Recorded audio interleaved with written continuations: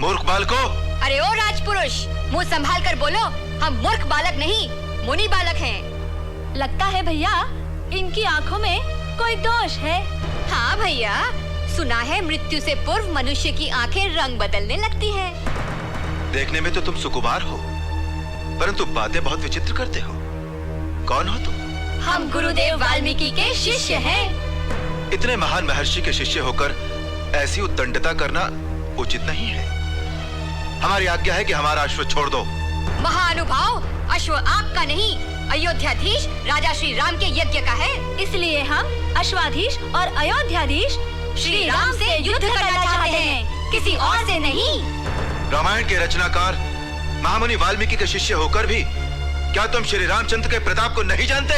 अपने गुरुदेव की कृपा से हम श्री रामचंद्र को भली प्रकार जानते हैं, किंतु ये नहीं जानते कि वे हमसे अधिक प्रतापी हैं या हम उनसे।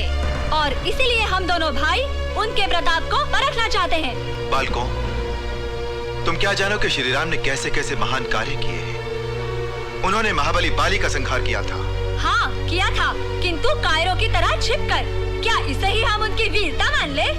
उन्हीं करुणामूर्ति श्री राम ने दशकंठ रावण का वध करके लंका का राज्य विभीषण को सौंप दिया था।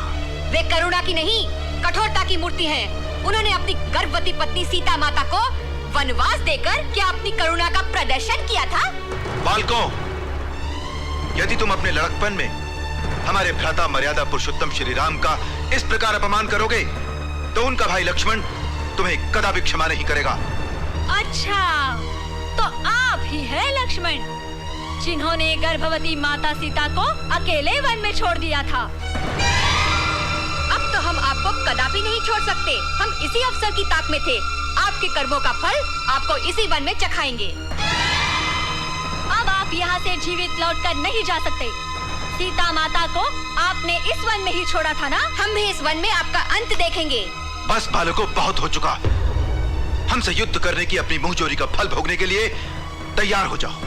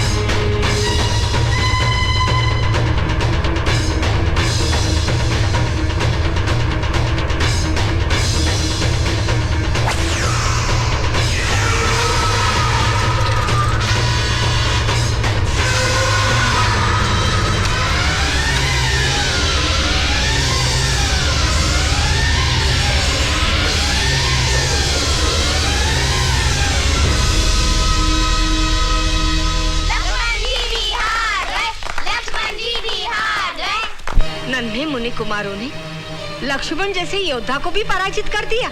हाँ माता, सुना है कि पुष्पों से भी कोमल लगने वाले दोनों मुनि कुमार महान पराक्रमी हैं। तो क्या रघुवंश का तेज? नहीं माता, आप निश्चिंत रहिए, कुछ भी हो जाए रघुवंश के तेज का अंत नहीं हो सकता। गुरुवर, मुझे आशीर्वाद दीजिए। विजयी भव। देखो भैया, श्री रामचंद्र आ गए। अच्छा हुआ, उन्हीं की हम प्रतीक्षा कर रहे थे।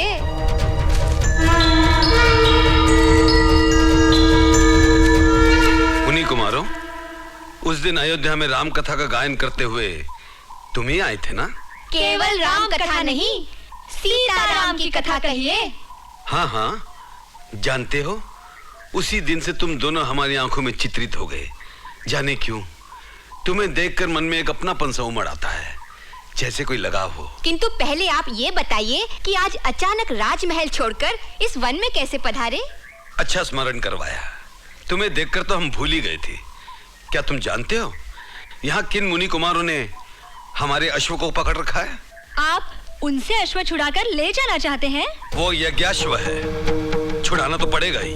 वे मुनि कुमार अजय हैं। वे जय हैं या अजय, इसका निर्णय तो समय आने पर ही होगा।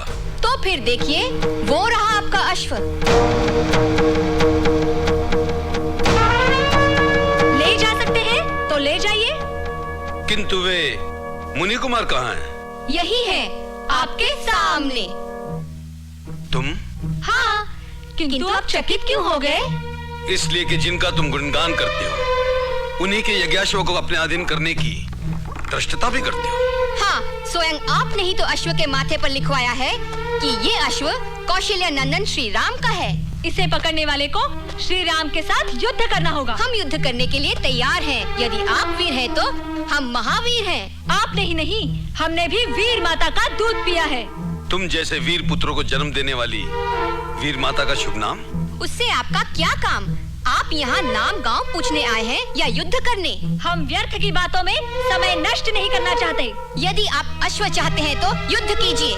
मुनि कुमारों, तुम बार बार मेरी वीरता को ललकार रहे हो, किंतु जाने क्यों मेरा मन तुमसे युद्ध नहीं करना चाहता। क्यों? आपकी वीरता का अभिमान कपूर की तरह जल गया? नहीं बेटो, ऐसी बात मत करो। आप मर्यादा पुरुषोत्तम हैं। मर्यादा में रहकर बात कीजिए। क्या आप हमारे पिता हैं जो हमें बेटा कहकर संबोधित कर रहे हैं? राजा के लिए सारी प्रजा ही बेटों जैसी होती है पुत्रों। फिर पुत्र कहा? आपकी प्रजा अयोध्या में रहती है, इस तपोवन में नहीं। हम स्वेच्छा से वन में विचरने वाले जीव हैं। अपनी अज्ञानी और झूठी प्रजा से हमारी तुलना मत कीजिए। मेरी प्रजा के लिए ऐसे शब्द? जैसा राजा वैसी प्रजा। जिसको अग्निदेव ने पवित्र माना हो, ऐसी सीता माता की निंदा करने वालों को और क्या कहा जाए? और ऐसी निंदनीय प्रजा की बात मानने वाले ऐसे राजा को हम क्या माने? यदि आपको प्रजा की बात माननी ही थी तो उस देवी को, उस गर्भवती माता सीता को वन में छोड़ने का आपको क्या अधिकार था?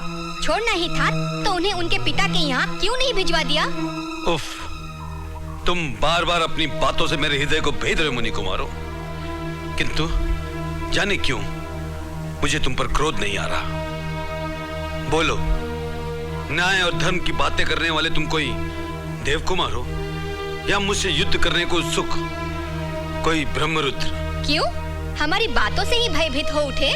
हम केवल वनवासी मुनि कुमार है राजन, कोई और नहीं। ऐसी बात है तो सुनो। हम नारी, बालक, वृद्ध और ब्राह्मण पर वार नहीं करते, इसीलिए सोच में पड़ गए। ओ सूर्यवंशी योद्धा, आप इतने आदर्शवादी हैं तो ताटका को क्यों मारा? वो नारी नहीं थी? हम तुम्हें अंतिम चेतावनी देते हैं, अश्व को छोड़ दो और हमारे सामने से चले जाओ। नहीं, हम ना अश्व छोड़ेंगे ना आपको। कहिए, आप हमसे युद्ध करेंगे या हमारी शरण में आना चाहेंगे? बालकों, तुमने मेरी सहन शक्ति की सीमा समाप्त कर दी। युद्ध के लिए तैयार हो जाओ। हम बहुत पहले से तैयार हैं।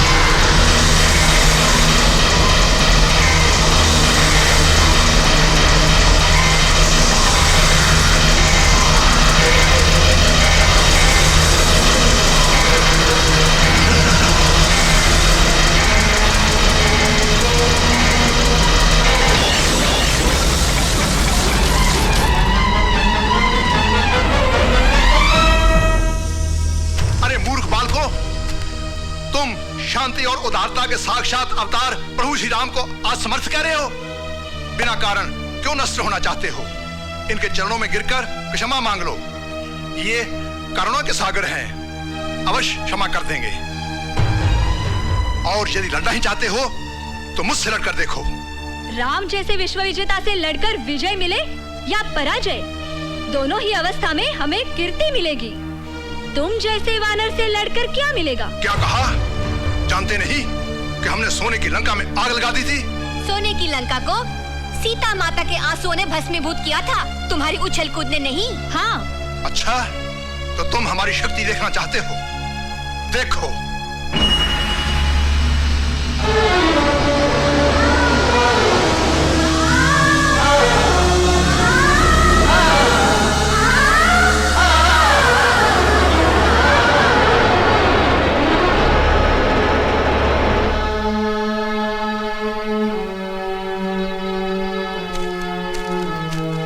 मित्रों, घबराओ मत।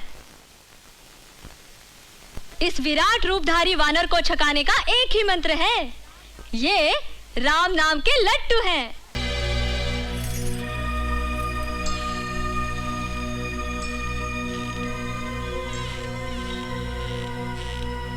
ओम ह्रीं जगन माता, क्लीं सीता देवी, माते, आप यहाँ हैं?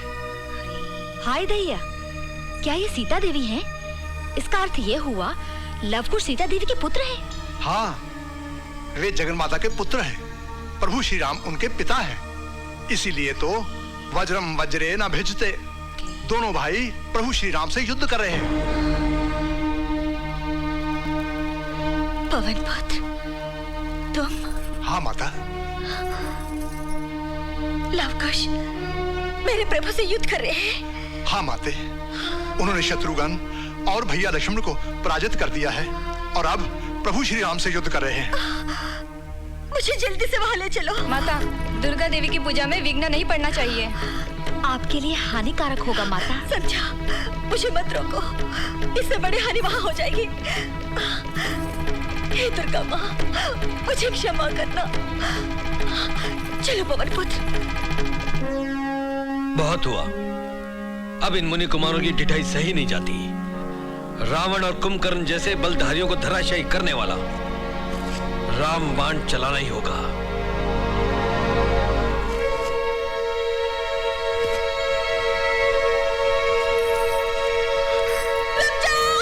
सीता, ये क्या अनर्थ कर डाला प्रभु श्री रामचंद्र के साथ? ये क्या किया है तुम लोगों ने? माँ, हमने कुछ नहीं किया। पहले उन्होंने हम पर आक्रमण किया। हमने तो अपनी रक्षा के लिए अस्त्र उठाया माँ। तुम्हारे चरणों की सौगंध माँ। हाँ सीते, तुम्हारे पुत्र निर्दोष हैं। श्री राम तो तुम्हें देखकर निश्चेष्ट हो गए हैं। वे अर्धमूर्छित हैं। चिंता ना करो।